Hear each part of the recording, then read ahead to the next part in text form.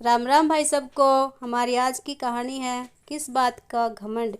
एक राज्य के राजा ने अपनी बढ़ती उम्र को देखकर यह फैसला किया कि वह राजपाट से संन्यास ले लेगा, परंतु उसका कोई पुत्र नहीं था जिसे वह राज्य सौंपकर जिम्मेदारी से मुक्त होता। राजा की एक पुत्री थी जिसकी विवाह की योजना भी राजा को बनानी थी, इसलिए उसने मंत्रियों को बुलवाया और कहा कि कल प्रातः जो भी व्यक्ति सबसे पहले इस नगर में प्रवेश करेगा उसे यहाँ का राजा नियुक्त किया जाएगा और मेरी पुत्री का विवाह भी उसी के साथ कर दिया जाएगा।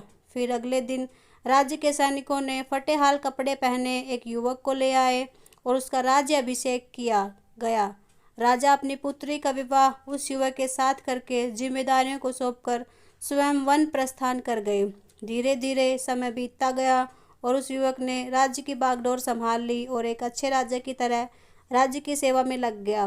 उस महल में एक छोटी सी कोठरी थी जिसकी चाबी नया राजा हमेशा अपने कमर में लटकाए रहता था।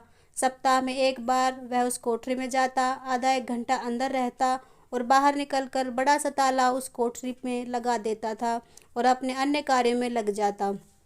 इस तरह राजा के बार बार उस कमरे में जाने से सेनापति को अचंभा होता कि राज्य का सारा खजाना, सारे रत्न मणि हीरे जवाहरात तो खजांची के पास है, सेना की शस्त्रागार की चाबी मेरे पास है और अन्य बहुमूल्य कागजातों की चाबी मंत्री के पास है। फिर उस छोटे से कोठरी में ऐसा क्या है जो राजा यहाँ हर सप्ताह अंदर जाता है और थोड़ी देर बाद बाहर निकल आता है।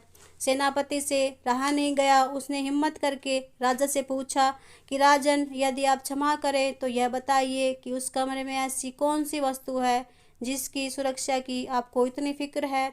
राजा गुस्से से बोले, सेनापति, यह तुम्हारे पूछने का विषय नहीं है, यह प्रश्न दोबारा कभी मत करना। अब तो सेनापति का शक और भी बढ़ गया। धीरे धीरे मंत्री और सभासदों ने भी राजा से पूछने का प्रयास किया, परंतु राजा ने किसी को भी उस कमरे का रहस्य नहीं बताया। बात महारानी तक पहुंच गई और आप तो जानते ही हैं कि स्त्री हट के आगे किसी की भी नहीं चलती। रानी ने खाना पीना त्याग दिया और उस कोठरी की सच्चाई जानने की जिद करने लगी। आखिरकार विवश होकर राजा सेनापति व अन्य सभासदों को लेकर कोठरी के पास गया और दरवाज़ा खोला। जब कमरे का दरवाज़ा खुला तो अंदर कुछ भी नहीं था सिवाय एक फटे हुए कपड़े के जो दीवार की खूंटी पे लटका था। मंत्री ने पूछा कि महाराज, यहाँ तो कुछ भी नहीं है। राजा ने उस फटे कपड़े को अपने हाथ में लेते हुए उदास स्वर में कहा कि यही तो है मेरा सब कुछ। जब भी मुझे थोड़ा सा भी अहंकार आता है तो मैं यहाँ आकर इन कपड़ों को देख लिया करता हूँ। मुझे याद आ जाता है कि जब मैं इस राज्य में आया था तो इस फटे कपड़े के अलावा मेरे पास कुछ भी नहीं था। तब मेरा मन शांत हो जाता है और मेरा घमंड समाप्त हो जाता है। तब मैं वापस बाहर आ जाता हूँ।